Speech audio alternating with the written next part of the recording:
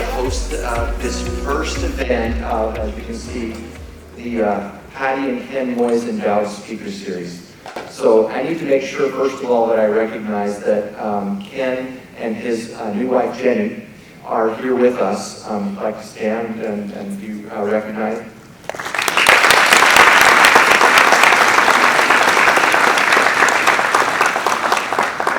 We sincerely appreciate their support in endowing this speaker series that lets us get speakers like the one we have today that can come and share their experiences with students. One of the emphases on this speaker series is that it's not just rah, look what I did, okay? This is going to share knowledge that will be beneficial to students as they begin to try to pursue their careers. And we'll try to arrange the speakers in different sequences so they're different lines of careers that we offer in our school so that everybody can benefit from that. So again, we're very thankful to Ken and his new wife Jenny for the gift of helping us with this speaker series. So we'd like to recognize them here as well. We've also got the dean of the interim dean of the College of Arts and Sciences, Dean Keith Garbett. He's also here as well.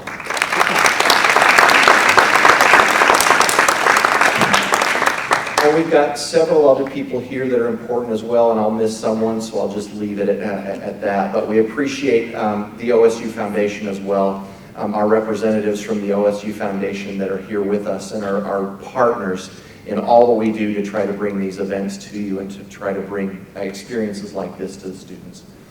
So without further ado, our speaker for this first speaker series, the inaugural speaker is Julie Banderas from Fox News Channel. She has a long career of working in journalism and has covered many stories and had many wonderful experiences to tell. And I'm not going to steal her thunder because I think keep going. She sounds amazing. Keep going. I think her accomplishments speak for themselves. Several of you got a chance to interact with her already, and I love that. I hope that will be able to continue. So without further ado, and not to take away from her time, I will present to you Jenny Banderas from Fox News Channel.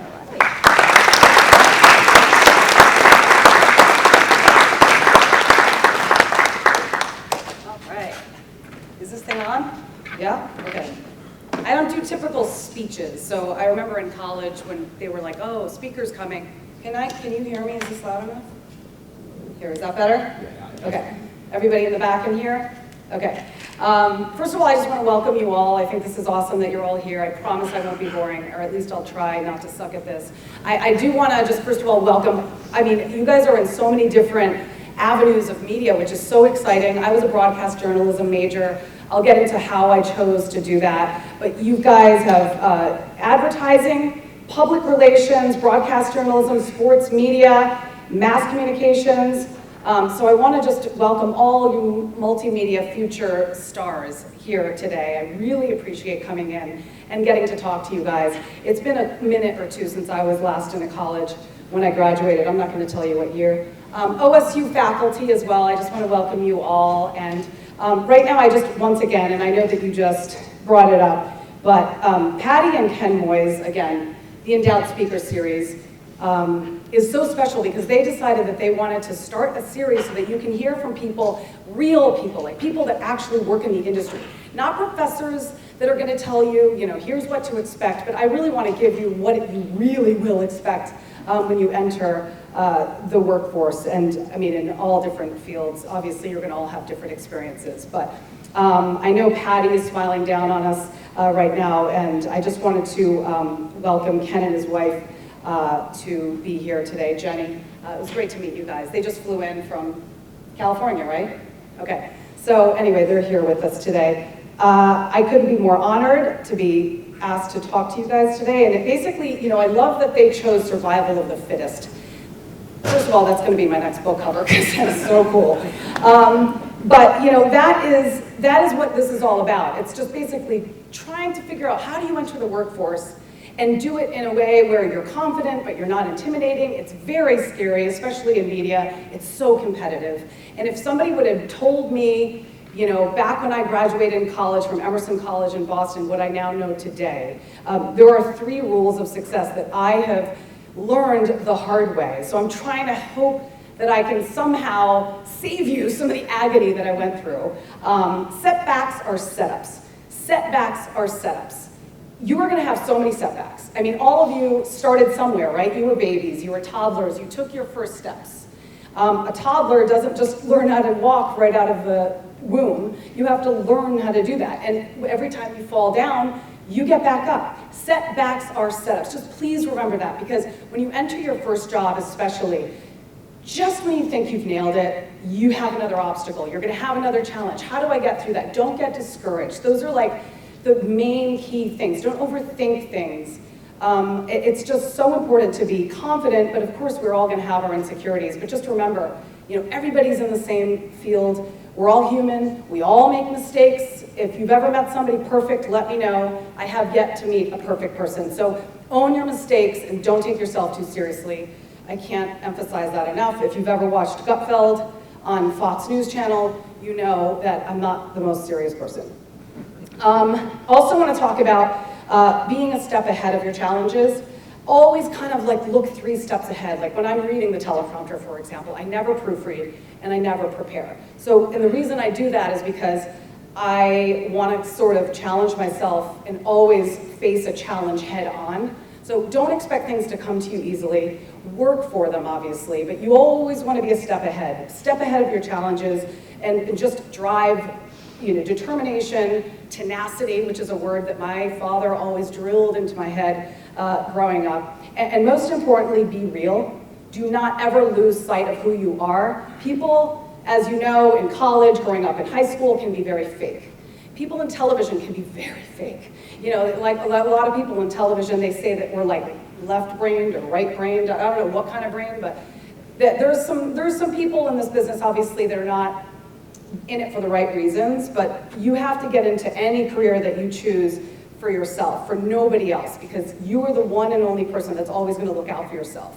Always do that, but do it with humility. That's something that I've always told people. You know, be humble and have empathy and listen to people. And I met people today at lunch and I learned so many of their stories. And today, as they're walking in, they're like, oh, you may remember she was at lunch. And I'm like, yeah, I remember her, she's right there. And there's a bunch of them, and I know you guys all have different backgrounds, you come from different places, but in the end, it's one common goal. And that goal is obviously to graduate after you've finished at this amazing university, which by the way is incredible. Emerson College, we were kind of like a wussy school because we didn't have a football team. We didn't have a band. I met a girl today that plays the tuba. I mean, no, we did not have any of that. So, I guess that's kind of what I'm trying to get to, is that, you know, we're all going to have our ups and downs, we're going to have our hiccups, and it starts from childhood, right? So my story's a little weird. I decided what I was going to do when I was 11 years old, which is kind of strange because most people at 11 are more concerned about, I don't know, Nintendo. I guess I was into that back then. But I was 11 years old, I went to Rosarian Academy in Palm Beach, Florida, and they asked us to pick 3 careers. So I'm like, okay, cool. So I picked architecture. My father was going into architecture. He was actually an engineer. He owned his own business. I was like, oh, I'll humor that. Then I went into modeling because every girl has like these false, unrealistic, like I want to be a Barbie when I grow up. So that was obviously not going to be for me. And then I picked journalism, and we had a local news anchor that came in, talked to us, and I was like, holy cow, this is amazing. This is what I want to do. My mother called the TV station locally. By the way, take initiative. Like, work for yourself, because nobody else is going to do this. If my mother hadn't called that TV station and gotten me a tour, I don't know if I'd be doing this today. So that's kind of how I decided that I was going to do what I was going to do. Also, it's funny because ever since I was a kid, my sister and I used to like to hijack my mom's video camera, and oddly enough, I was always the one standing in front of it, tossing to some strange reporter named Bob, because I always ended it with like, back to you, Bob. And my sister was filming it. Fast forward, regarding tenacity and all that, my sister is the founder, executive producer, and showrunner of all things Kardashian. Have you guys ever heard of the Kardashians? So anyway, so she started keeping up with the Kardashians, but it's just funny because, you know, the two of us used to pretend, do commercials on my mom's home video camera, and here she is behind the scenes, and here I am in front of the camera, and guess what? Fast forward to my first job in TV, Harrisonburg, Virginia, Market 180. I was a news anchor, big deal. I was making $14,000 a year. Yeah, I know. So, you know, the first couple jobs are rough. I think they do pay now. A day's a little more than that. My first co-anchor's name, guess what his name was? Bob. Like it was Bob. I mean, he was the sports guy, but nonetheless. Getting to that point, though, getting to your first job, that's what I have to talk to you guys about. Because what you do in college is seriously going to shape you for the rest of your career. And I think Emerson College and OSU, it sounds like, does a lot of the same. It gives you this hands-on experience. The more hands-on you can get, the more writing you can do. Anyone who knows how to write, I swear to God, you will have a leg up ahead of everyone else in your field. You learn how to write, and then you're just going to think of things without even having to put too much thought into it, whether it's writing a script, whether it's writing a package, whether it's covering a parade. Somebody was telling me today about how you were covering, right? You were covering the parade, and you had to basically announce the floats, and some floats weren't there, and you had to ad-lib. You had to think on the top of your feet, and then you were worried because you might make a mistake. Don't worry, everybody screws up. If I had a dime for how many times I've screwed up, my very first job in TV, my nickname was Stumbly, behind my back.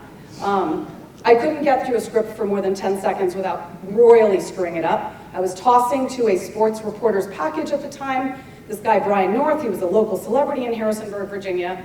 And long story short, I completely botched his very creative script. As it tossed to the package, my mic is still up, and I'm green, and I'm like, his writing is such shit. That went over the air. Brian North was watching because it was his package. I was new, so I'm like, hi, nice to meet you. I was just joking. So thank God I was really good friends with the director, so he went and blacked the tape. We had tape back then. So he blacked the tape so that when the news director went to go and see if I actually just said shit in the Shenandoah Valley, that actually happened. Fortunately, that was erased, so then I kept my job. So don't curse on TV if you ever make it into TV or radio. Try to F-bombs, no. Or just any curses. Podcasts, I think it's okay these days, I'm not really sure. But anyway, so that's that. I just want to get into college. My personal college experience was an interesting one. As hands-on as you can get. I was shooting my own video, I was editing my own packages, I was anchoring newscasts. And we had a professor who once again challenged us in the softest, most gentle, sweetest, most kind, creative, and thoughtful way. She called my class the biggest group of losers that she's ever taught. She also told us, don't get into this business if you plan on making money. And, God, what else? I can't really remember, but she had me at losing. So I'm like, okay, we're gonna see Marcia Delagastina, we'll see, I'll talk to you in like 15 years. It turns out I'm the only one in that graduating class that ever made it to network news or the #1 market in New York City, and I thank Marcia. So anybody who, again, setbacks or setups, okay? Anyone who pushes you back, thank them, because I swear to God, I want to thank her. I haven't thanked her yet. I'm not sure that's going to happen, because I'm not sure. I'm a little still bitter about it, but I think at some point, like, you really need to just be thankful for your setbacks, because whenever there's a setback in life, think of it as a gift. Because as far as I'm concerned, in order to succeed, you must fail. You have to fail. If you've been fired from a job, and one of you, I'm sure all of you at some point will be fired from a job. I was fired from my second job in television. New news director comes in. I was in Wilkes-Barre, Pennsylvania at this point, making a whopping $21,000 a year as a weekend anchor, and they came in and said, no, our focus groups came back and they don't really relate to you. So we're getting rid of you, we're getting rid of like 2 other of their main anchors, and I didn't buy that, so I went straight to a lawyer's office. I sued, and it turns out there were no focus groups, and I won. So again, I wasn't gonna take that lying down. So from there, moved on to Hartford, Connecticut. I was a freelance reporter there, and at that point, that's when I got my big break, New York City. So now I'm like, okay, I get my job, #1 market in the entire country, coming from market 180. And when I get my big break, I think I've now pretty much achieved like success. I'm like, holy cow, this is like the pinnacle of news, right? Little funny story. So Banderas is not my name. My last name is Bidwell, and the way that happened, well, my agent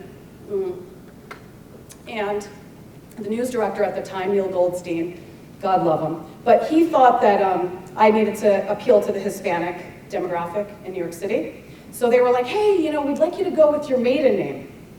Well, I don't have a maiden name because I'm not married, I'm 27. So then they're like, okay, we want you to go with your mother's maiden name, which was Rodriguez. And I said, no, I'm very proud of the Bidwell name. But my agent said, could be a deal breaker. So I went ahead and I agreed to do that. And so my very first time on TV in New York City, I've made it. The way I signed off, I'll never forget it. I was in Lower Manhattan like this. It wasn't Bob. I would have preferred to have said Bob, but I did not. So I'm in Lower Manhattan reporting, and I'm like, who was it at the time? Rosanna Scotto. Have you ever heard that name? She's like a big name in New York City. Great friend. She threw my 21st surprise birthday party. Anyway, I'm in Lower Manhattan. I'm like, reporting live from Lower Manhattan. Julie Badwell, back to you. So I combined Banderas and Bidwell. So now I have a third name. It's Badwell. That was embarrassing. But again, and I remember at the time, I was so embarrassed and I was so horrified. And I just remember being so insecure by all of it, just wondering like, how am I gonna prove myself? But again, those insecurities are what has led me to today. It's all about screwing up. So screw up as much as you possibly can is my advice. But that is something that will shape you into the type of person that I hope you all become when you enter the workforce, to be humble and accept your mistakes, be yourself, and just own it. I want to get to some of the crazy stuff, like if you guys want any behind the scenes stories. When I was in New York City, I basically learned how to go all day without eating or drinking or sleeping, because we had 3 newscasts, which I would put stories together for the 5 o'clock news, the 6 o'clock news, the 10 o'clock news. So you know how you edit a package?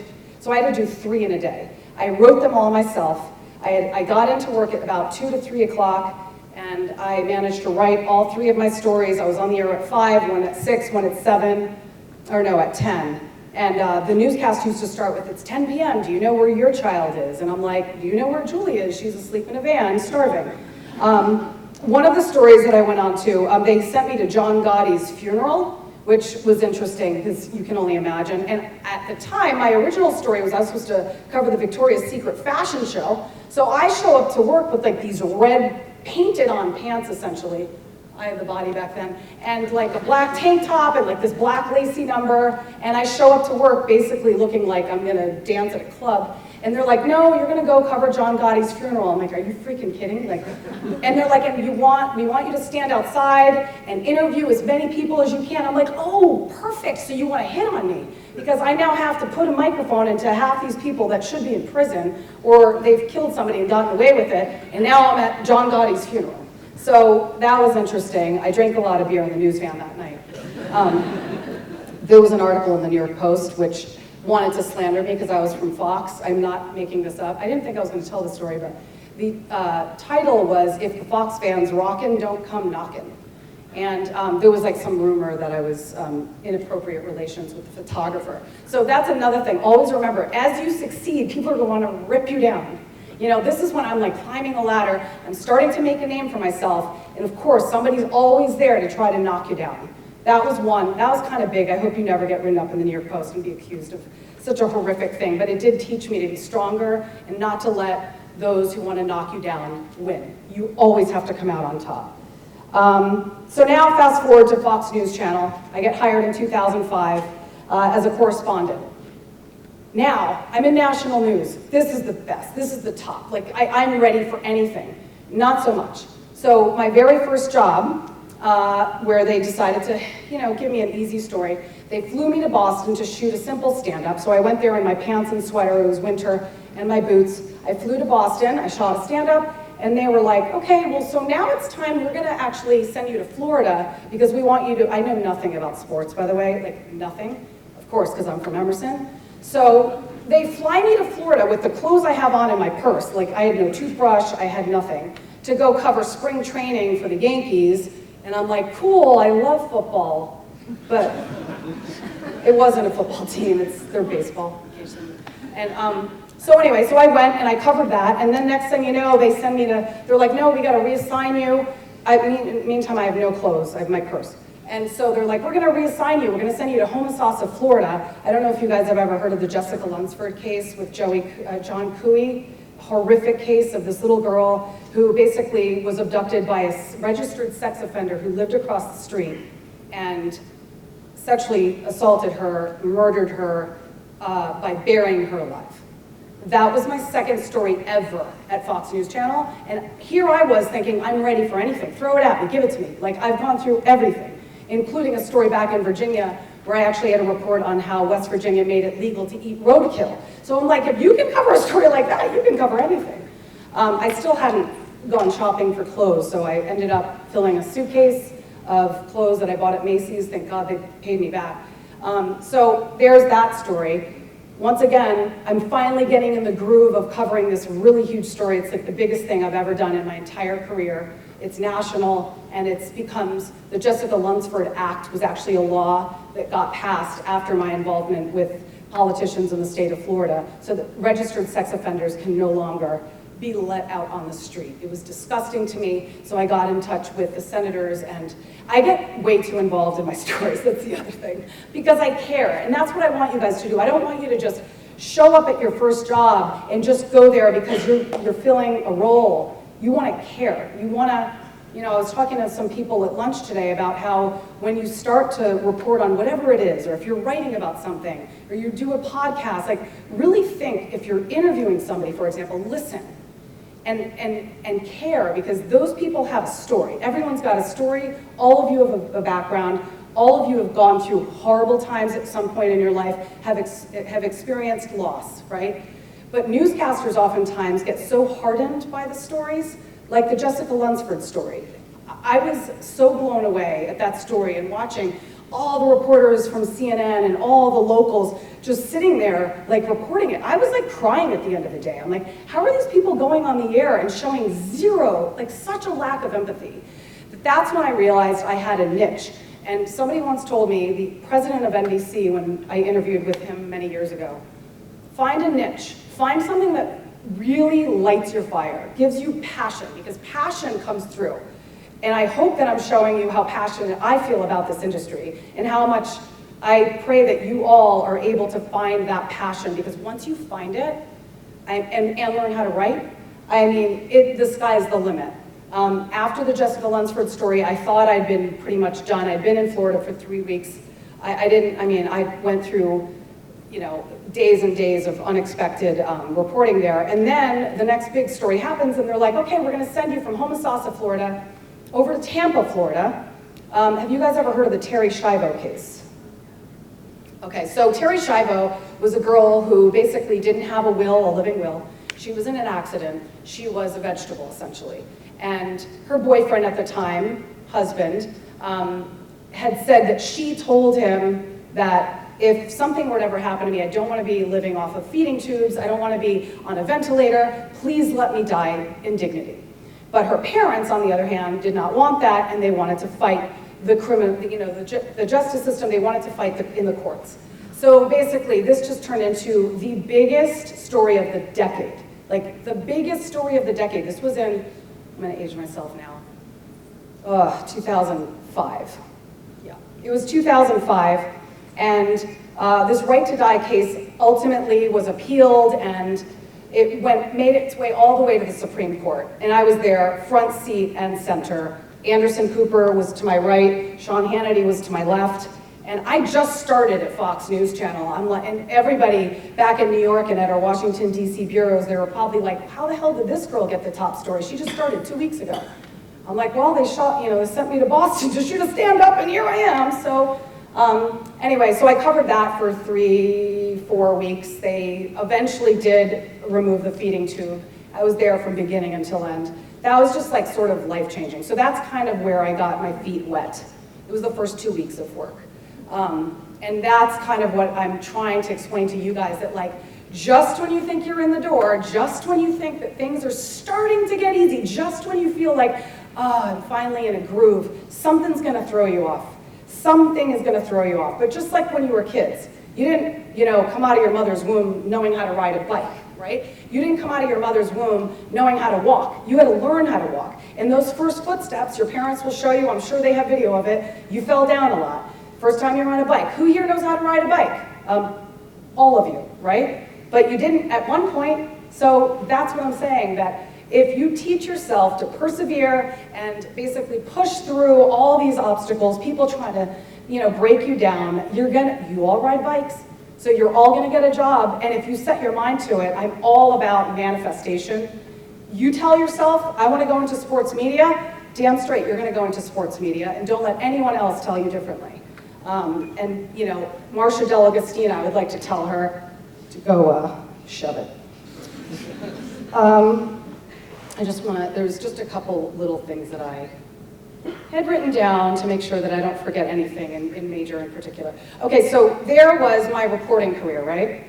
Fast forward to about a year later, and I get promoted to the anchor of several different shows. So now I'm anchoring in the #1 market, which was kind of surreal, because I'm not only in the #1 market, I'm at Fox News Channel, which is like the pinnacle in cable news. It's the #1 cable news network in the country. So here I am thinking, oh yeah, don't let your ego get in the way, because I'm sure something's gonna come and hit you in the ass when you least expect it, and it sure did. Did you guys ever hear of the name Roger Ailes? He was the former CEO, he's no longer with us. There was a bit of a controversy surrounding his departure and ultimate death, but he did hire me, and I'm very grateful for it. He did do some great things in the hiring process with a lot of women. Thank God for the Me Too movement. We don't really have that as much in society, and that's something about all you women in the stage in this room that I want to talk to you about in a second. But nothing could have prepared me, truly, after all these things that I've been through, for my very first time covering breaking news. So I'm on the set, I'm solo anchoring, so I don't have a co-anchor to turn to, like somebody smarter than me. And so I'm sitting there, and all of a sudden, North Korea, it was 4th of July, test fires 2 missiles into the Sea of Japan. I've got 2 doctors in the green room. We're about to talk about heart health and heart attacks. One of them is an OBGYN, the other one's a cardiac thoracic surgeon. Next thing you know, they're like, we're gonna talk about this. Oh, and then there was also, those same doctors were on set, I'm sorry, when Saddam Hussein was hung, we had to talk about that. Not prepared for that whatsoever. But as for the North Korea, so I'm in the, anchor desk, I'm on live television, and there was a bat phone in the control room, which whenever that rang, it was like God calling, it was Roger, and you never wanted to be on the set when Roger calls. So I was on the set, and the bat phone rang, and the producer answered, and I'm on the set, relatively green to anchoring, breaking national news. Like I had come from local, but this is a whole nother ballgame. And the producer gets in my ear and says, oh God, I have PTSD from this. So he gets in my ear and he says, Roger just called, what were his exact words? Stand by. Roger wants you to talk about the Clinton-Pyongyang deal in 1989. Go. I nearly shit my pants. I was like, are you fucking kidding me? Do I have time to Google what the hell Pyongyang is? That's North Korea, by the way. That's how unprepared I was for this moment. This was live TV. I had no moment. I had no time to Google any of this. And so what it had turned out, and thank God, I had done a lot of you gotta read, like nonstop. Like when you're laying in bed, get off TikTok and just read. I do love TikTok though, I just can't dance. But you gotta read. So they had test fired 2 missiles, a Taipodong-1 and a Taipodong-2. Do not ask me why. I had read about missile technology in my geeky moments in bed at night, but I know about them. The Taipodong-1 is the short-range missile, and the long-range missile is the Taipodong-2. I also knew about Bill Clinton had signed a deal with Pyongyang in 1989 that essentially lifted any kind of sanctions so that they could start their missile program, which was a disaster. And so I went on and on and on for an hour. An hour I had to talk about this. We had no commercials, no guests. I had no saliva in my mouth. Oh God, the cotton mouth was surreal. Like worse than any pot smoking session I've ever had. So, oh my God, I still have PTSD from that. So I had to talk about these missiles and the bad Pyongyang deal for a good hour. Are you all laughing because you're stoned or? Okay, no. So that was just another example of like, here I am, I've been in the business for 15 freaking years, and yet, once again, I'm like, whoa, I was not counting on that. So just always, like I said, be one step ahead, like always, which will carry into when you're a parent, when they try to sneak out at night. I haven't gotten there yet, I snuck out, but my kids they don't stand a chance in hell. They're never sneaking out, because I know all the tricks. So that was kind of, the beginning of like my, I guess, 20th stage of humility. Because when I first started, I was like, I don't know, I had kind of a big ego. I'm not really sure where that came from. My 7-year-old likes to sing in public, and I don't know where she gets that. So I don't even know. But if you have like a lack of confidence in speaking in public, or, at lunch today, I noticed that there were a couple people kind of off to the side, quiet, I'll pick you out of the crowd. I'm actually gonna probably do it in a couple minutes. And those are the people that I seek out, because I know deep down inside, they have so much to give, but they're afraid, because they're afraid that people might doubt them, or they might actually think, are you kidding? Where are you gonna get in life? Or, you're not that good in school, you don't test that high. Testing sucks. I don't believe in tests, sorry. But, one of the kids in school at the lunch today actually asked me, like, do you have to be a good test taker? No. Yeah, you gotta have a good GPA in order to get to college, but let me tell you, this school's amazing for one reason. It's giving you work experience. When you get your resumes together, what the hell do you have? I'm a student. Like what? I mean, that's all I got, right? So you put down as much work as you can here as far as working in the newspaper, doing your podcasts, going to the games for all of you sports people. Take your phone and record yourself talking to yourself like a crazy person, and re-listen to it and hear yourself, and that's how you sort of prepare yourself. Write for the newspaper, write. And that's how you prepare yourself. Once you get that first job, nobody gives a crap where you went to college, other than bragging rights. Like, I went to OSU, that's amazing. But what the news directors and what your future bosses are gonna be looking for is your experience, your enthusiasm. Like when I say you go into my first interview, you need to be like, this is the only place, even if it's a lie. This is the only place that I want to work. I mean, you probably applied to like 100 others. It doesn't matter. You are the only person I want to work for. This is the shop I want to work for. I'm so honored to be here. Thank you so much for selecting me out of hundreds of applicants. And when I tell you, it's so competitive, depending on camera even more so. Hundreds of applicants. It's crazy. And that's why I just think you guys are headed into like the best years of your life. I would love to relive it all over again. And the more and harder that you work, the bigger the payoff. So, I mean, don't ever let anybody tell you differently. And if you ever have a Marcia Delagostina, give her my number, and I'll take care of her. So at lunch this afternoon, a lot of you were asking me questions about what to tell somebody when you're looking for a job. How do you make yourself stand out? So that's where I go back to that whole niche thing. So you need to come up with whatever it is that you're passionate about and go with it. Sports people, if you just want to go into sports, learn how to read news. Learn how to write news, because you will be lucky if you get that sports job. Sports jobs, there's like 2 at the entire station, okay? There's a weekend sports guy, maybe 3. Weekend sports guy, weekday sports guy, morning sports guy. The morning does the morning and the noon. So that's 3 sports people on an entire channel. And there's like 215 networks. So if you do the math, there's not a lot of sports positions. So be humbled and say, look, I'm willing to put in the time. I'll be a beat reporter. I'll cover whatever it is. And then if a football game comes along, I'd love to go cover that. But always look outside the box. Somebody told me today that they are not willing and would not want to work weekends. Do not do that. You gotta just accept that you're gonna have a shitty schedule. I worked weekends for 15 years. I put off my social life. I put off my love life. I still don't have a love life. Maybe someday. I don't have time, but that's what's most important, is that you have to make sacrifices. So I worked weekends for so long. So I had no boyfriends, and I had 2 cats. So that probably explains the no boyfriend thing. I love cats, by the way, so don't judge. But anyway, so that's the thing. You got to put in the time. Put in the time. And I mean, that's the most important advice I have. As far as women are concerned, and I really want to just talk about the girls for a second, and guys, you are included in this because at some point you are going to become bosses. So please remember this, okay? I come from a network that a lot of women suffered badly, okay? We had a CEO who basically sexually harassed at least 100 women, if not more. They didn't speak up. Thank God for the Me Too movement because that has carved a completely different path. Somebody today asked me at lunch, if you had done it differently, would you have spoken up? And nobody's ever asked me that, and I wasn't among the most damaged people. I mean, there were inappropriate comments, but it was nothing like what other people had endured, mainly because, you know, when he tried to touch the arch of my foot, I told him to go fuck himself.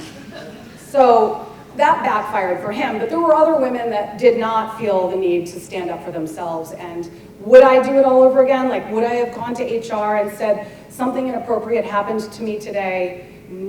Before the Me Too? No, I wouldn't have, because I don't know if I'll ever work again. There's retaliation issues that women face, which really sucks. But since Me Too, it's just a very different place. Another thing is, for women, balancing a career and ultimately if you want to become moms someday, right? So my goal was like married by 25, kids by 30. First of all, you don't become grown-ups until you're 25, just so you know. And if your parents think they're empty nesters, tell them, no, I'll be back after graduation, trust me, because it's expensive. And then, of course, there's the whole inflation thing. So tell your parents, not only is there inflation, but I missed you so much that I wanted to come back and live with you for another 5 years. And I'm sure they would love to bring you back with open arms, because my mom did after I got fired that time in Wilkes-Barre, Pennsylvania. I moved back in with her for a good year and a half, and we have the greatest memories. So, but as far as girls getting into this business, you know, I didn't have kids until much later because I devoted my entire life to my career.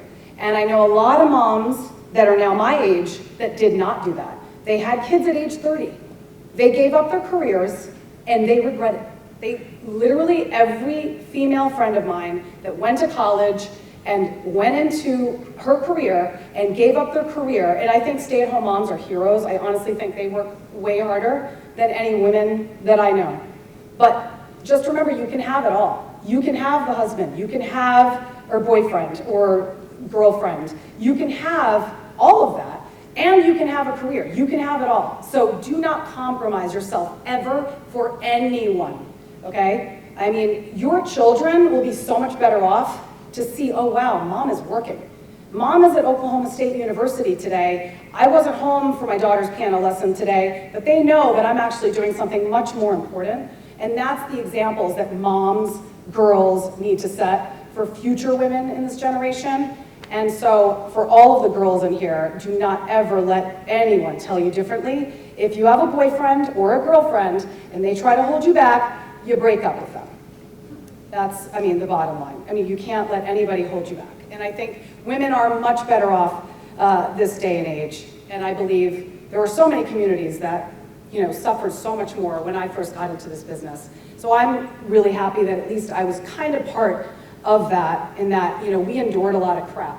But now it is definitely a different world. So I can't stress it enough as far as getting through those things and powering through. One of the questions that you guys addressed at the lunch this afternoon was what to put on your resume. Like when you graduate, like what am I gonna put on my resume? So when I talk about things that you can do in school, try to put together as much experience as you can, whether it be working for the newspaper or, and I've said this again and I'm gonna say it again because I can't tell you how important this is, work experience is all about it. Jared was telling me that he actually takes his class off campus and you guys get credentialed and you get to go to a football game or you get to go to a location and actually cover something. That is like invaluable. So Jared, sign everybody up here. All I did was stand-ups in front of City Hall and the police department, and that's pretty much it. And then I would shoot packages, and that was my experience. So I think it's really important. Something my father always told me, never accept mediocrity, and it's so true. Like, be a perfectionist. Even though there's no such thing as perfect, like, don't ever think that you've gotten to the top, because once you get to there, then you're done. You've plateaued. You know, I'm never good enough. Every day I'm like, how could I have done that better? I could do a whole newscast. They don't call me stumbly anymore, but in my back of my head, even after like a rock solid show, breaking news, flawless, I'm like, how could I have done that better? How could I have asked better questions? Oh, you know, I could have followed up on that because I wasn't listening because I was so in my head because I wanted to get this next question out that he actually said something that was really riveting and I totally ignored it because I'm so in my head, right? In your head? Yes. So that's what you want to do. You want to think outside the box and you want to think forward. Setbacks are setups. Please remind yourself of that every single day of your lives, especially when you start to go into the workforce. Because there's nothing more valuable than that. And, you know, also keeping your friendships and thanking your teachers. And today, thank your parents, because your parents are amazing. You're here because of your parents or your guardians, whoever sent you to this school, they're here to set you up for failure. They are setting you up. So you have to continue that momentum. Setups, you know, are all about success. And you need to fail in order to do that. So just because you got a bad grade on a test, who cares? Just swipe it under the rug and you move on. And that's honestly the best way to, you know, just get to the next level. Is there any questions, first of all? Because I talked to people at lunch, but I didn't get to meet you all in person. And I just want to know if there's anything that I can possibly give you, advice, any insecurities that anybody in this room might have, which would be bold of you to actually share them. We all have insecurities. Any questions at all from anybody? Sure. What journalistic ethical guidelines do you follow and those for what you? Okay, so I work at Fox News Channel, which they coin themselves as fair and balanced, which, I mean, that's kind of bold. But, I mean, so Roger Ailes came up with fair and balanced because he wanted to present both sides. Well, what he was really trying to do is that the media organization was very liberal leaning. So all the broadcast networks from ABC, NBC, CBS, CNN, but they didn't launch until the 2000s, they all leaned left. I mean, the New York Times, everything leaned left. So he just wanted to give the right a chance, a voice, much like a Rush Limbaugh, but on television. So then he got like the Sean Hannitys, and then he got the Alan Colmes, put them together. There was a show, Hannity and Colmes, for a while, if your parents ever used to watch that. So that was the balance. A lot of our primetime journalists, I wouldn't call them journalists because they're not journalists. Journalism is telling both sides of the story. Journalism is pushing just as hard on one person and their party as the other. I consider myself a journalist. I do give my opinion, which back in the day in the old school journalism, like capital J journalists as they used to call them, opinion was like a no-go. Like you cannot give opinion in journalism, right? But nowadays opinion is becoming so much more prevalent. Like if you ever were to make it into cable news, there's a lot of opinion. But I just think keeping to the truth and the facts, because there's a lot of blurry stuff in between. And that's where it gets really irresponsible, because people turn to us and actually make life decisions, sadly, because of some of our hosts that have given awful advice and they're not doctors. So I just say, report the truth. It's the truth, the truth, the truth, the truth. And I say that in life, not just in your jobs, just be truthful. I hate people who lie, and I hate people who make excuses. Those are the two biggest pet peeves of my life. Don't make excuses, own your mistakes, and be truthful and humble. Because once people see through that, people see through that. If you're not humble, you're not gonna make it. Because at some point, it's gonna bite you in the ass. What other question do we have? Yes? So you said that you get personally involved in some of your cases. How do you know when to stop and when it's not appropriate? Oh God, I know, it's so hard. I tend to be really nosy, so let's see, I'm trying to think of some cases. So typically you're not supposed to get involved in your stories. For example, when I was covering Terry Schiavo, I didn't take sides on air, but behind the scenes, I took sides. I took sides with the parents because I sympathized for the mother and father who didn't want to pull that plug because they still felt, despite doctors saying their daughter was brain dead, if you Google Terry Schiavo, you'll see like on YouTube, like video of her like looking at a balloon and her eyes sort of following the balloon, but people said that that's just a nerve reaction to something, but it was not her. She wasn't there. She was technically dead. But it's so impossible not to get involved. On air, though, you cannot get involved. You really have to remain impartial. You cannot take sides. I never take sides. I love to argue, but if I'm going to have a Republican and a Democrat, I'm going to push back just as hard. And I've had a lot of guests that come on my show, they assume, like the RNC chair, Donna McDaniel, Google this one. And she thought she was going to get softball questions from me because she's on Fox. But no, I was asking her why Donald Trump was saying that Mika Brzezinski from MSNBC had, God, I don't even remember the stuff that he said about her. Something about blood all over her face, or just calling her ugly. I don't know. It was like, why? Like, come on, set an example. Don't talk about women like that. Don't talk about men like that. Don't talk about people like that. Like, be kind. Disagree with each other, fine, but don't be assholes. Like, that's what was my thing. And so I said to Mika, like, what? Or I said to Ronna McDaniel, I'm like, it's not okay. Like, I teach this to my 4-year-old. Be kind, be respectful. Would you not want to be treated that way? No, you would not. Treat those the same way that you would like others to treat you. I mean, it's elementary 101 parenting. Our president should know better. And she didn't like that so much. But anyway, that went viral for some stupid reason, but whatever. I just don't take sympathy on unkindness, and I don't care what political party you're from. So, yes. What about showing emotions on air? Yes. Okay, so I recently, the school shooting, the most tragic recent school shooting was really hard. I was anchoring the America's Newsroom show, which was from 9 to 11. Bill Hemmer, do you guys know who Bill Hemmer is? He was my co-host that morning. And it was day 2 after the shooting. And, we were just basically covering the fact that, they were basically left to die. The cops completely screwed up, and I'm very pro-police. So it was really hard for me to, take myself away from all of this. But we later found out that, the police didn't move in. Half of the kids there were children of border security, border patrol agents. And day 2, I had to tell my producers, we were running a package. One of our reporters had interviewed people, and I took my mic off, and I took my earpiece out of my ear while I was airing, and I'm like, I can't listen to this. I'm gonna need 5 minutes, so time out. And then Bill took it. We were in separate studios because he recently had been exposed to COVID. We've been working out of remote studios for years. So I had to take my IFB out of my ear and literally just detach. Every once in a while, you have to detach. And if you're not detaching, something's freaking wrong with you. And if you are somebody, when I watch local news and I see people report on crimes and murders and mothers and children and they do it in such a way where you'd think they were reading about I don't know, what's for breakfast. I mean, I don't see the emotion. There's nothing wrong with showing emotion. Do you want to start crying on TV? Probably not. I have a couple times gotten choked up, but I'll remove myself. And thank God I had a co-anchor that day because I lost it. But no, show emotion.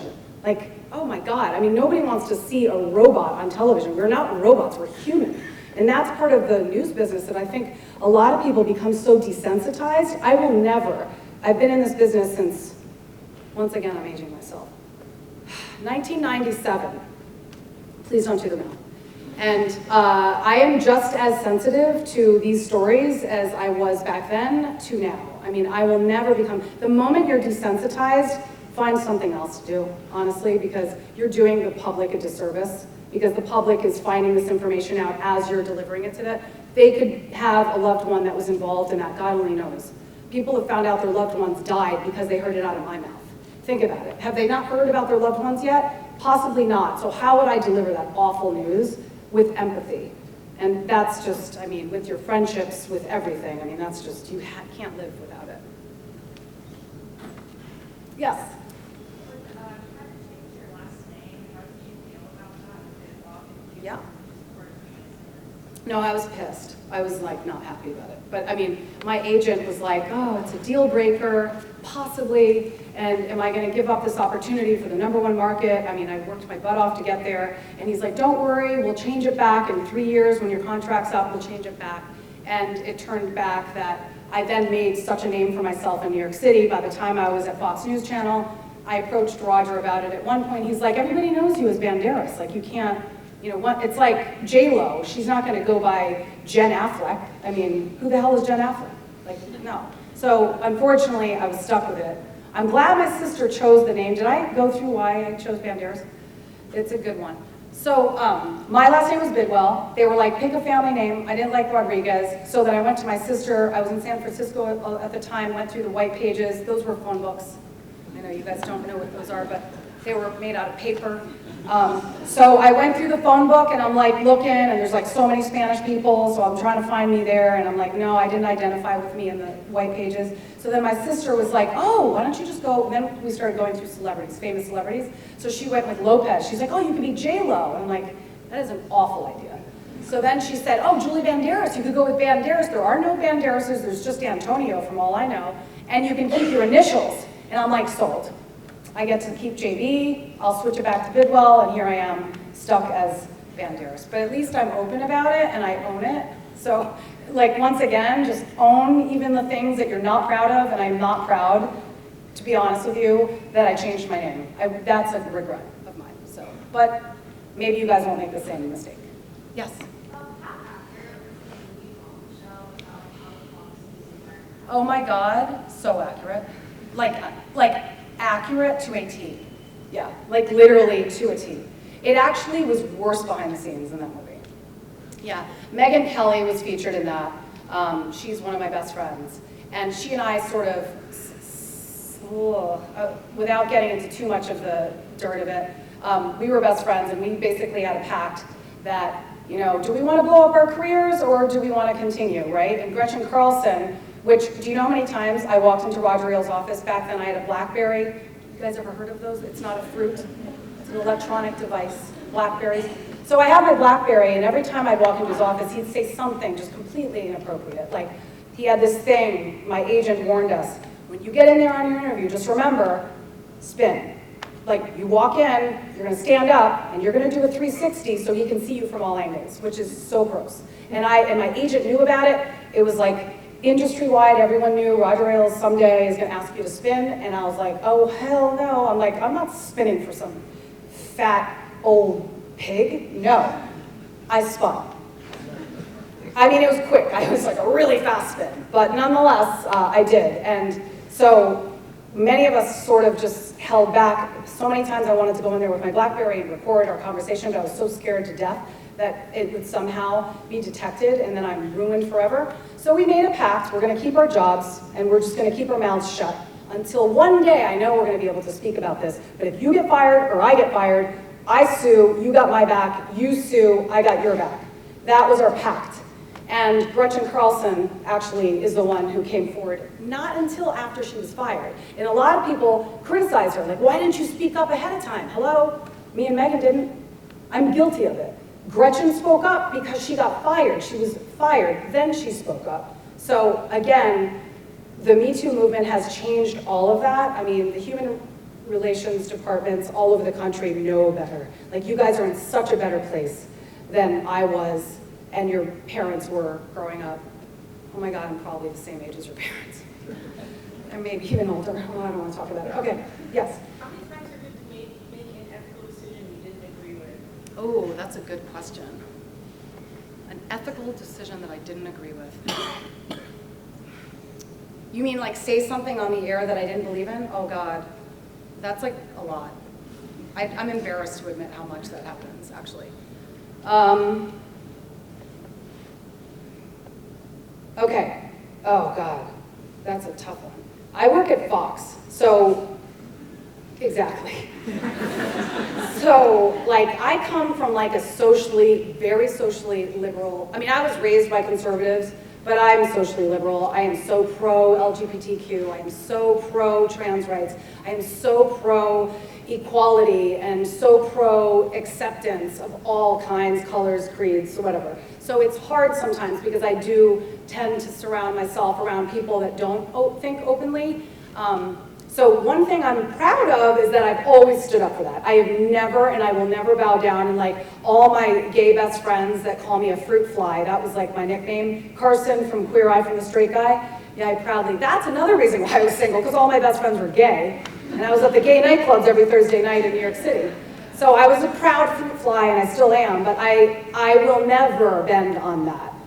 But when it comes to a lot of political issues, I have to bite my tongue.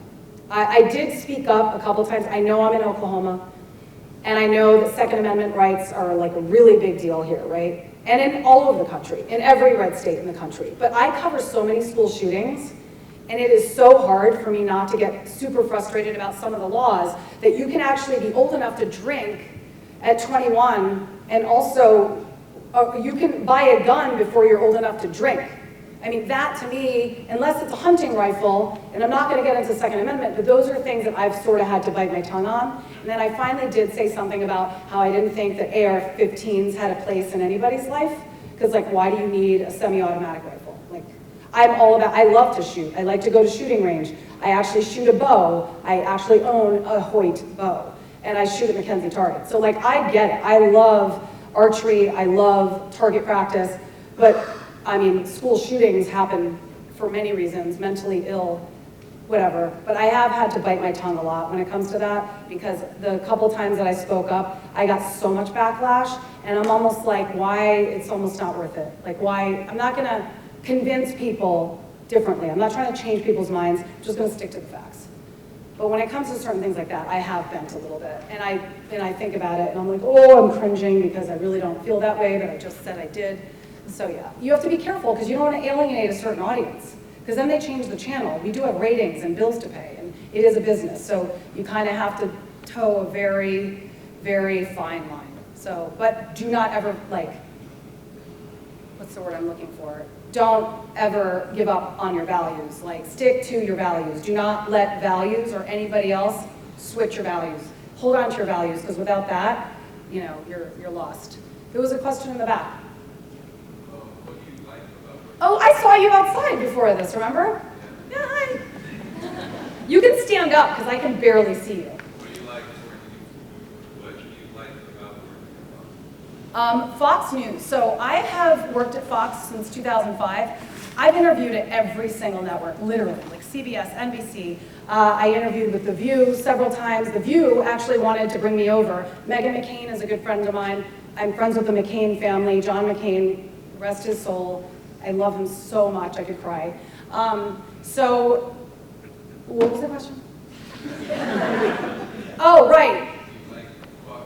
Fox, thank you. So I love my coworkers. Like, I love my coworkers. Like, I've worked in so many different television stations where people do not have each other's backs. Women, in particular, girls, please do not be catty. Like, support each other, prop each other up. That is my biggest pet peeve. When I meet a girl, and the girls that I met at lunch today, like, I love propping other women up, and I think sometimes, oftentimes, unfortunately, women like to put each other down because it becomes so competitive. And it's all about being confident enough in yourself that you can see somebody else's attributes and you can prop them up and try to help them. And don't worry if they're maybe better than you. That's okay. You're not always going to be the very best. Propping other women up is really important. But as far as Fox is concerned, I can genuinely say, and whenever I bring anyone to Fox, and if you're ever in New York City, reach out to Jared and he'll get you in touch with me and I'll give you a tour, because I'm like as real as they come. But I love my coworkers because they're genuinely like my family. And I've never experienced this in any other walk of life. Like Brian Kilmeade in the morning, do you guys know who he is? He's like a really, really good friend of mine. Greg Gutfeld, who's like in the evenings. Janice Dean, our weather person. Brian Yanis, who's a reporter. He's like my little brother. We just went to Croatia together, for my birthday. Like, all these people are so close to me that I would never leave Fox because I couldn't leave them. So even if I got a job like at another network, I couldn't leave, because at this point I've formed a family. And that's what Fox is, we're family. Like, we genuinely prop each other up. And that's like something that you don't get in this business. So if you can actually make a difference when you guys get a job, try to do that and change the temperature. because morals and values and morale is like what keeps a company thriving. The morale at Fox is so freaking high, whereas over at CNN and MSNBC, they churn people out and they spit you out. They do not care about you. Look at Megyn Kelly's career, look at Greta Van Susteren when she went to MSNBC, and there are many others. I have a friend who was a producer who was producing The 11th Hour with Brian Williams. He was there for 2 months. And he left his job at Fox and he regrets it till this day. So that's why I love Fox News Channel. I haven't heard from this side. Is anybody out there that has anything that I didn't address? Even if it's a stupid question, because there's never a stupid question.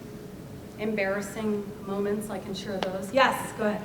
How do you avoid burnout? Burning out? Oh my God, yeah.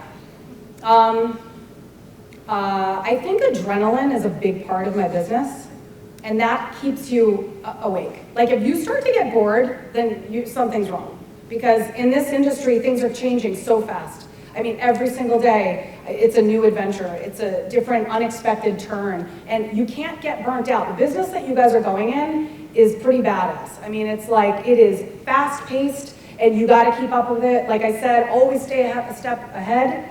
But there's adrenaline involved, because whenever I'm covering breaking news, I'm definitely like really excited. Even if I'm on the air for sometimes 4 hours covering the same breaking story, the adrenaline kind of keeps you, and when you really love your job, you don't get burnt out. Like work doesn't feel like work when you love it. So I never feel like, you know, I'm actually working. In fact, my Twitter bio says that I'm a mom of 3, pooper scooper to 2 dogs, and I go to my TV job to relax. So no, I don't burn out until I go home to my 3 children. Any other questions? Yes? How do you deal with backlash? To backlash. Sorry. To backlash, like, oh gosh. Well, so you ignore it. I mean, honestly, it's like the only way that I can explain. Twitter did not exist when I started at Fox 5. There were a lot of groups, social, you know, like online websites that would say awful things. And I remember I used to go on there and I'd read them. Don't read them. Actually, no, now I enjoy it. So once you've reached my level where your skin is so thick that I joke with my friends that I don't have tear ducts, but I actually really do. That's just a front. But when you get to a certain level, like you have to understand that the more insults you're getting, you're doing something right. Because you can't possibly please everyone in life. Do not always expect that everyone's going to be pleased with who you are and your performance. And the things that have been said, I mean, it's disgusting, a lot of the things, especially when you work at Fox and you live in New York City. I mean, I used to do live reports and we used to take huge black poster boards and cover the logo on the outside of our van because God forbid, like somebody from Fox walked the streets, you get heckled and cursed at and all of that. So now on Twitter, when I read somebody says something nasty or you're an idiot or just, I mean, I can't, just go on my Twitter feed, you'll see them all there. And I have like, you know, maybe 140,000 followers. I can't expect all of them to like me, but that's fine. Like, who cares? Like, I don't expect you to like me. I'm not perfect. You're not perfect. You're hiding behind your screen. You're a troll. And I'll, like, retweet them, and I'll be like, thanks for watching, exclamation point. And that's how I deal with them. Just, like, ignore them or, you know, kill them with your kindness. That's the way I do it. If I have somebody nasty, I'm like, thanks. With a nice smile. But, yeah, don't let it get you down, because you're always going to have haters. Yes? What about social media and sometimes the impact that can have with you being an anchor and also with people that are reporters, you know, managing their social media, because that's something that's mentioned a lot when you go. Yeah, social media is really important. It's a good thing and it's an awful thing, but I think, you know, being approachable, once you get to a level where you're recognized in public, if you're as approachable as can be, then you're doing something right. So social media for me is awesome because I love to meet the people that actually watch, and I try to reply to as many people, believe it or not. I just partnered with Brave Books. This is Jonathan, by the way. He's with the publishing company that I just did a children's book with, and he actually came up with the concept, he and his brother-in-law. It's a Christian conservative book publishing company, and they chose me, which was crazy. I'm like, was everyone else not available? But they DM'd me, and I actually read the DM, and I was like, oh my God, yes, I would love to do this. And that's how I met him. He flew from Houston, Texas to New York City to shoot a commercial with me, and here we are today. He just drove from, let me pronounce this correct. It's not Miami, Oklahoma. It's Miami? Miami, exactly. See, I've never had to read that in the teleprompter. Oh my God, wait, I'll just tell a really funny story. Oh my God. So you know how I don't know sports? One of them, I have so many embarrassing moments, but one of my first times in news, and this is just the whole like own it, like if you suck or you make a mistake, just laugh at yourself. So I was reporting on Joe Namath. Is that how you say it? Thank you. So in the prompter, I'm from Connecticut and I'm in New York City, and I'm like, I said Joe Namath on local, yeah, like all the tri-state area. Joe Namath apparently was a big athlete. What did he do? He was a baseball player? Quarterback. Exactly, quarterback. So I called him Joe Namath because phonetically, I'm sorry, but N-A-M-A-T-H, what does that say? Namath. So, and till this day when I tell that story, I forget how to properly say it. So anyway. Any other, did I even answer that question? Did I? Yes, oh yes, hello. Thanks for the poster, by the way. Okay, so since we're in an education environment, we have the I'll show you teacher. So tell us about the teacher, maybe unexpected, that inspired you or was a mentor or something. Okay, the teacher in school. Well, obviously Marcia was not that teacher. I would have to say that okay, unfortunately I have a bad story about that teacher. So, but she did inspire me, but not in the same way that your educators will be inspiring you. I would find somebody, teachers first of all are so important because they set you up for success. So when they tell you, you know, yeah, you gotta work harder, any teacher that tells you that, listen very carefully, because if you think it's hard now, wait until you graduate and you actually are out in the real world and you're actually paying bills and your parents aren't paying them. Well, at least mine, I got them to pay till I was 25, so good luck with that. But yeah, I mean, just listen to your teachers when they try to encourage you. I did have good teachers. I don't remember their names because Marcia was our broadcast journalism teacher, but I would say any teacher that tells you and corrects you, don't give them excuses. When a teacher says to you, no, that's not right, you got to do it, don't get defensive. Listen to them and don't make excuses. Because eventually you're going to have a boss, and that boss could fire you. Your teachers have no choice but to teach you. They can't fire you. So just remember, your teachers are just propping you up and getting you ready for your next boss. And your boss is not going to be as kind to you as your teachers. So that's my advice as far as teachers. My role model was Peter Jennings. If I had a role model, it was Peter Jennings. My first job was at an ABC affiliate. Peter Jennings was the nightly news anchor at ABC, and he was my idol. Didn't go to college, from Canada, never got a college degree, and he was a genius. So, and he has since passed away. He died years ago, but he was my role model, aside from my dad, of course. Anyone else? Anybody? Sure. Oh my God. Like work, just work. Like, oh my God. Okay, let's see. So one part of television is that we do have to put hair and makeup, which sounds glamorous, but like it's so annoying because it takes up so much time. Like I always joke around like, shit, I should have gone into radio because then I could have slept in. But, so like, let's say I'm doing a morning newscast because I anchor so many different shows from like 9 in the morning. Sometimes I'm on Fox and Friends. I host a show at noon called Outnumbered where I'm on with 5 different people. There's an 11 a.m. show that I do where it's just me. And then I do Gutfeld, which is a late night comedy show. So I would say first thing I do is read. I mean, like the second I wake up, I'm on my phone and I'm reading. You can never be prepared enough, hence Tai Po Dong 1 and 2 muscles.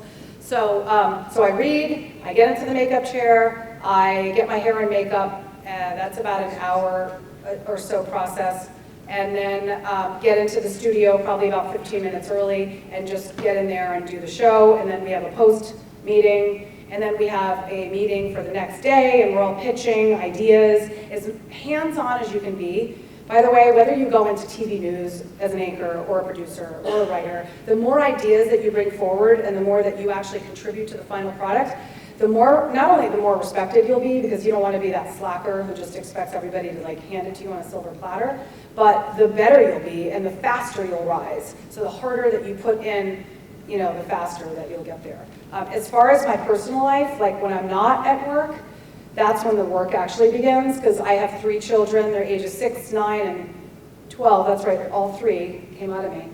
And they go to school at like, get them ready at like 6:30, 7 in the morning, and then they are in 10 million different activities. So as moms, eventually, for those of you who want to become mothers, you know, your work day job is nothing until you get home, and then you're running your kids off to like 10 million different things.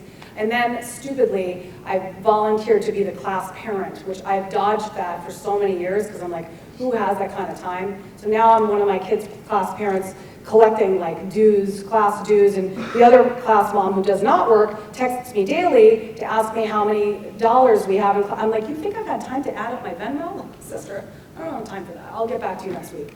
I'm in Oklahoma. So I mean, it's a lot, but you just have to learn to like decompartmentalize or compartmentalize, like break up your day in like little sections. Because if you look at the big picture, kind of like when you're writing a story, if you look at the big picture, less is more, it's really overwhelming. Just little sections, little baby steps. And then by the end of the day, thank God for wine. That's all. I like red, in case any of you want to go drinking after this. Go ahead. What's like an achievement that you still have? You said you've been doing this for a while. Yes. Oh, I'm always, yeah. Somebody actually asked me that yesterday, like, what's your dream job? What's your goal?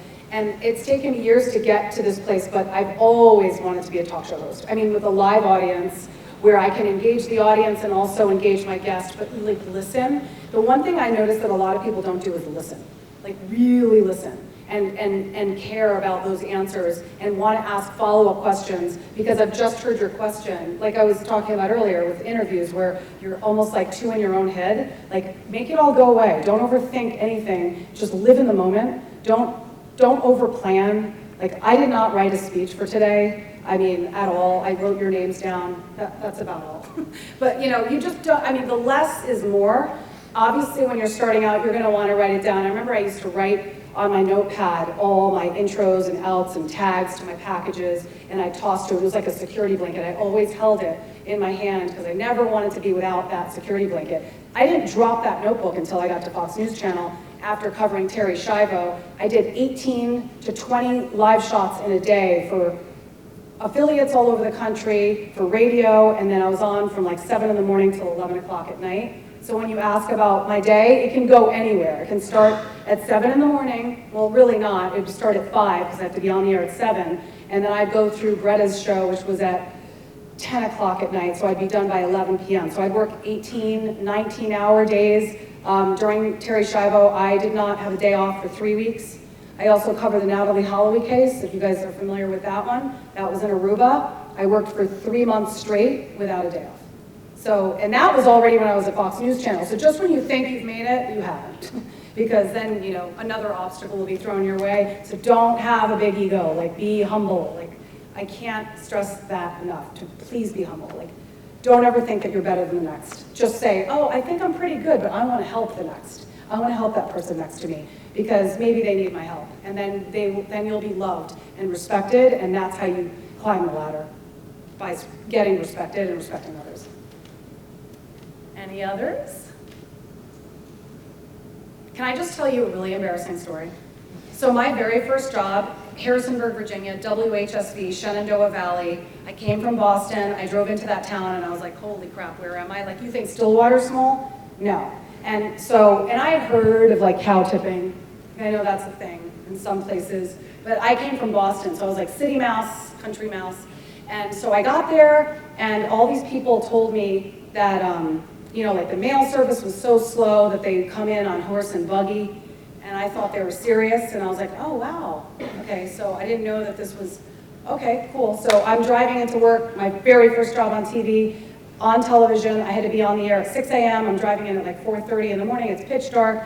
I see a horse and carriage, and I was like, oh, that's the UPS. And then I get to work. I went to a Chinese buffet the night before, just a segue, and I ate way too much. and I got sick to my stomach, and nobody told me that there was a side entrance with accommodation. The doors were locked, and I had to go to the bathroom really bad. So, the parking lot, pantyhose, skirt suit, yeah, bushes. And then I had to meet my new coworkers and shake all their hands, which was awesome. And then I was on live TV an hour later. Did I ever tell you that story? No. It's pretty proud, right? It's like a proud moment. Yeah. And then after I met all my new coworkers, I went to the bathroom first and washed my hands, of course. But and then after, I was like so proud of my first day. I was like, oh my God! I'm like, I saw UPS on my way in, and they're like, we were kidding. That was not UPS. Those are Mennonites. So I'm just saying, be prepared to go anywhere in the country and learn new styles. Like you think you know it all. Well, wait till you start working, and you will be exposed to so many things. Just don't shit in a parking lot. Any other questions? I just wanted to give the best advice I possibly could. I'm hoping I'm making you guys so proud. I was their inaugural speaker. They're probably like, whoa, what did we get into? All right, I'm only kidding. That didn't happen. Yes, it did. Okay, anybody else? You weren't rolling on that, were you? I think that's about all the time we have. Okay, good. I'm so, seriously honored to be here today. Thank you guys all so much for coming. I went way over, oh my God, 5:17. But anyway, anybody, if you have any questions or you want to come up to me and ask me anything, if you want more of the parking lot story in person, I'd be glad to give you details. Thank you so much. Thank you guys.